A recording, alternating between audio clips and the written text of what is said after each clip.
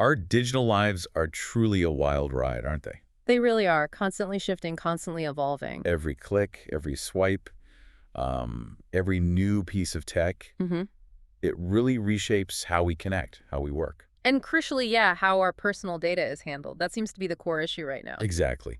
So today, we're going to try and cut through some of that noise, do a real deep dive into New Zealand's digital frontier here in 2025. Looking at privacy, those escalating cyber threats, national security, it's a pretty tangled web. It really is. We've pulled together some, pretty crucial sources for this conversation. Yeah, things like the new Biometric Processing Privacy Code, reports from the National Cybersecurity Center, NCSC. Consumer NZ findings, too, and insights from the NZ Security Intelligence Service, the NZSIS. And our mission, really, is to pull out the most important insights, the moments, maybe, to help you understand what's happening. And what it actually means. For you, for the country. Right. But before we properly dive in... Yes. Quick thank you. A huge shout out to our sponsor, www.cisomarketplace.com. Absolutely. They're doing really critical work helping organizations tackle these, well, incredibly complex security challenges we're seeing today. Couldn't agree more. Okay, so let's unpack this. Maybe start with the new rules. Biometrics, digital ID. Sounds like a good plan. Technology is definitely sprinting ahead. And governments are, well, often playing catch-up, aren't they? That's often the case, yeah. But New Zealand seems to have put a significant marker down with this Biometric Processing Privacy Code 2025. They have. Issued back on July 21st, 2025, it starts applying to new processing pretty soon, November 3rd this year. And for systems already in place, they get a bit longer. A bit longer, yeah. Until August 3rd, 2026. So there's some runway there for existing setups. And it modifies the Privacy Act 2020, importantly. Right, administered by the Office of the Privacy Commissioner.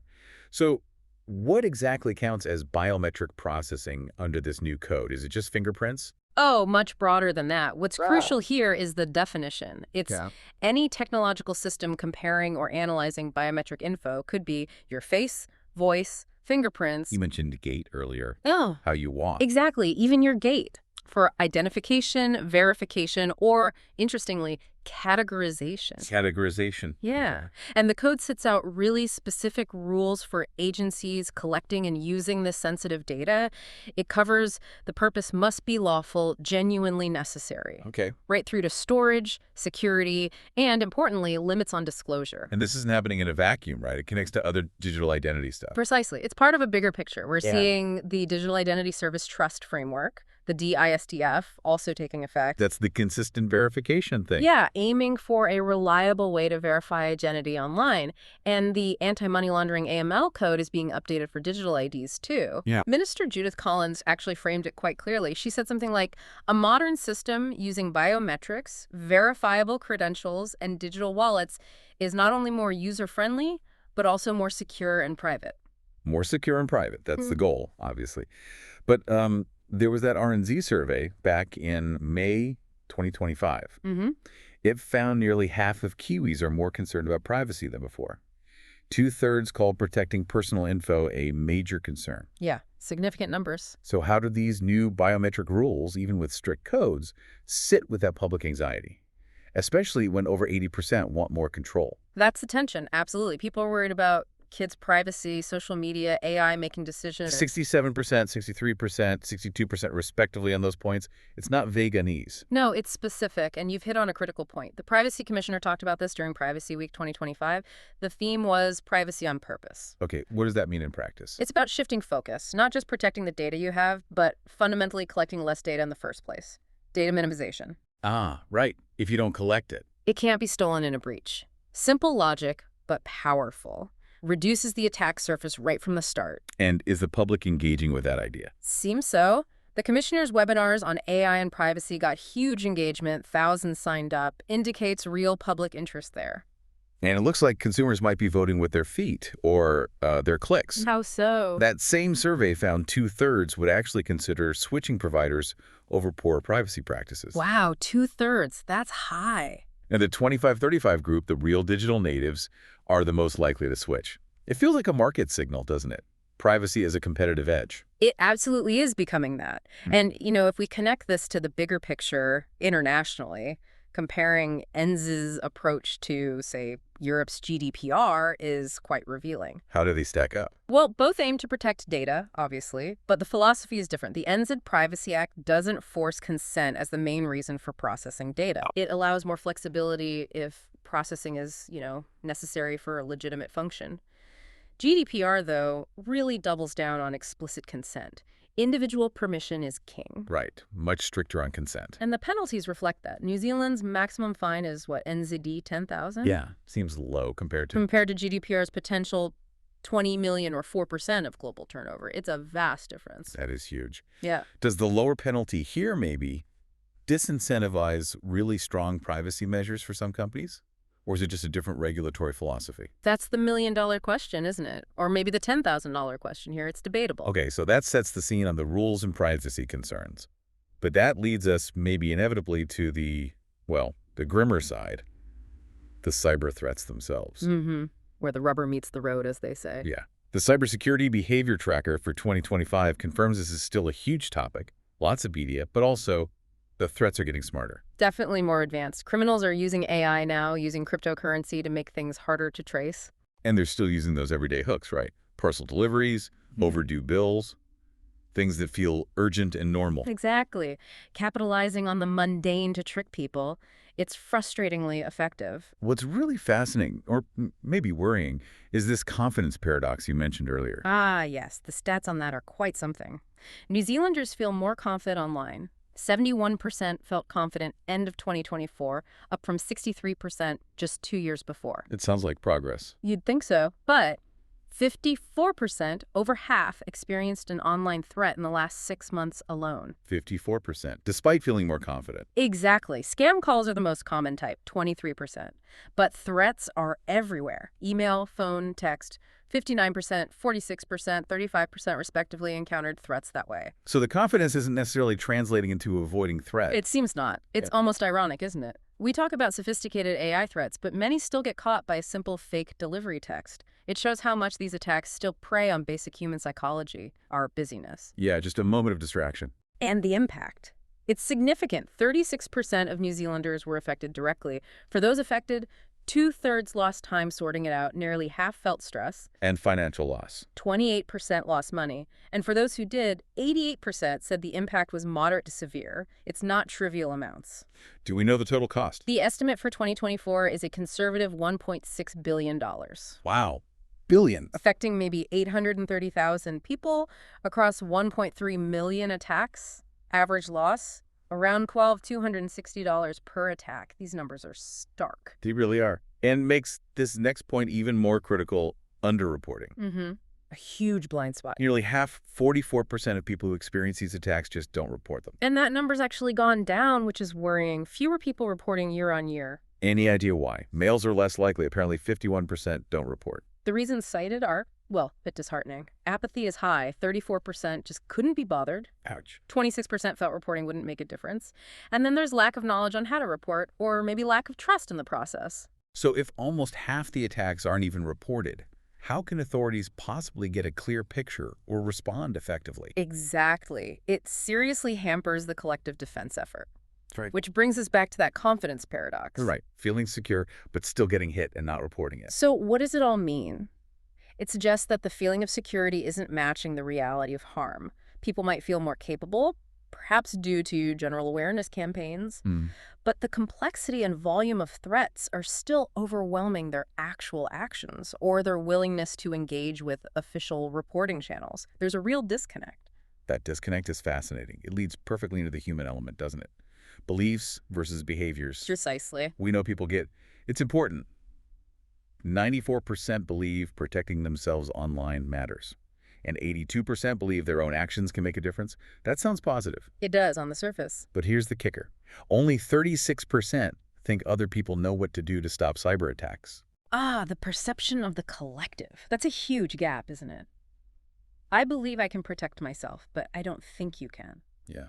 What does that do psychologically? Well, this is where that norm storming framework from TRA comes in. It's quite insightful. Norm storming. Okay, explain that. It basically says if there's a mismatch, a dissonance between your personal belief, your personal norm, like I should use strong passwords, and what you see or believe others are doing, the socially observable norm. Like nobody else bothers with complicated passwords. Exactly. If you perceive that mismatch, you're less likely to consistently take action yourself. It creates a sort of reverse social pressure. So if I don't think my mates are using two-factor authentication or reporting phishing emails, you're less likely to keep doing it diligently yourself, even if you know you probably should. This inaction then weakens the whole community's resilience. that makes so much sense. We look to others for cues, even subconsciously. So what does motivate people when they do act? The main drivers are pretty straightforward. Wanting to protect their personal information, that's 52%, and just a sense of personal responsibility, feeling they should do it, that's 45%. Okay, intrinsic motivations. But even with those motivations, we still see that drop in reporting incidents. And the barriers, they're often quite human. Non-technical. Often not. Apathy, again, can't be bothered at 28%. Feeling they're already doing enough is 21%. Simply forgetting, 20%. Lack of time, 16%. And for something specific like setting up 2FA? 12% said they just didn't know how. So there's still a knowledge gap for some actions, but a lot of it seems behavioral, motivational. It really highlights that managing these threats isn't just an individual burden, is it? Organizations need robust systems too. Absolutely. Which is where, services that help bridge those gaps come in. Like our sponsor, www.cisomarketplace.com. Connecting organizations with the right expertise and tools seems crucial in this environment. Definitely. You can't expect every business to be a cutting-edge cyber expert on their own. Collaboration and accessing expertise is key. Okay, so we've covered personal privacy, individual cyber behavior. Let's widen the lens now to national security. This feels like another level of complexity. It is. The NZSIS Security Threat Environment Report for 2025 paints a pretty stark picture. They're saying New Zealand faces its most challenging national security environment. In recent memory, yes. Driven by global instability, polarization, which we see everywhere, and the online world amplifying everything. And their key priorities are? Violent extremism, terrorism, foreign interference, and espionage. The big ones. And AI is playing a role here too, not just in cybercrime. A huge role. NZSIS calls it an outsized impact. AI makes harmful propaganda look incredibly real, spreads it faster, and can even help extremists research and plan attacks. It lowers the barrier to entry for sophisticated actions. And for foreign states, spying and influence. They're using AI, too. For information operations, think targeted disinformation campaigns, and for intelligence gathering, sifting through massive amounts of data. It's a genuine game changer, for good and ill. Let's break those threats down a bit. Violent extremism first. How real is that threat here? NZSIS assesses an attack as a realistic possibility. Likely from a lone actor, radicalized online, probably using basic weapons, not necessarily complex plots. And what's driving the radicalization? Online grievances, polarizing issues, they're fueling support for various ideologies. Young and vulnerable people are especially at risk online. Are there specific examples? They mention observing individuals influenced by, say, Islamic State propaganda or white identity extremism, sometimes linked with mental health issues, making them more susceptible. Okay. What about foreign interference? That sounds quite insidious. It is. Several states are active, but the report specifically names the People's Republic of China, the PRC, as the most active. And what are they doing? A key tactic is transnational repression, targeting diaspora communities here in New Zealand. Like who? Could be rainbow communities, pro-democracy activists, anyone seen as opposing the home state's regime. And what does that look like? Is it just online trolling? It can be much more serious. Harassment, surveillance, both online and physical messing with administrative things like travel documents, even trying to coerce people back to their home country. That's chilling. Yeah. And how do they operate? Directly? Often indirectly. Using front organizations, co-optees who might even be New Zealanders helping them and targeting entities beyond just central government. Local councils. Businesses. Exactly. Local government, cultural groups, universities, mooring organizations, private companies. They leverage travel opportunities, official delegations like sister city visits, business deals. Exploiting normal interactions. Precisely. Sometimes involving dual-use technology or even using foreign security laws like the PRC's law that can force China-based entities to share data. It's that whole-of-state approach they talk about. Using every lever available. And espionage. Actual spying. An ongoing threat, NZSIS says. They're almost certain there's undetected activity happening right now. What they're after. New Zealand's strategic position, our innovative tech sector, these are valuable targets. It often happens via cyber attacks, but insiders, people within organizations, are also a major vulnerability. So again, foreign governments using businesses, universities, cyber actors, the whole network. That whole of state approach, again, it's complex, subtle, and requires vigilance across the board. It really paints a picture where our digital lives, our data, and national security are completely interwoven. You can't separate them anymore. Not at all. So for you, the listener, what's the takeaway? It feels a bit overwhelming. NZSIS emphasizes the public's role. Know the signs of concerning behavior related to extremism, focusing on behavior patterns, not profiling people. And for organizations, businesses, universities. Robust security is essential, obviously, but also thorough due diligence, especially when dealing with overseas partners, hosting delegations, understanding who you're really engaging with. The risks are subtle, but potentially very damaging. Okay, so let's try and wrap up this deep dive. It feels like New Zealand's digital and security world is moving incredibly fast. Definitely in flux. We've got new laws trying to keep pace, like the Biometric Code.